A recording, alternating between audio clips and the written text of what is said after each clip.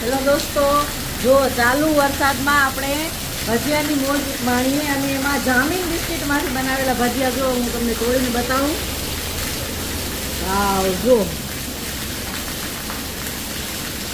એની સાથે સાથે આપણે બનાવ્યા છે ભજીયા બોનબોન બિસ્કિટના ભજીયા ફૂલ ચોકલેટી ફ્લેવર.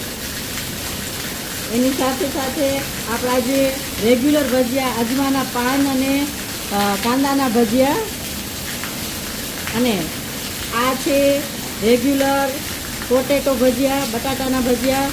જો કેટલા સરસ છે, જોઈને જ મોઢામાં પાણી આવી જાય. એને લસણની ચટણી અને ટોમેટોની ચટણી સાથે સર્વ કરેલા છે.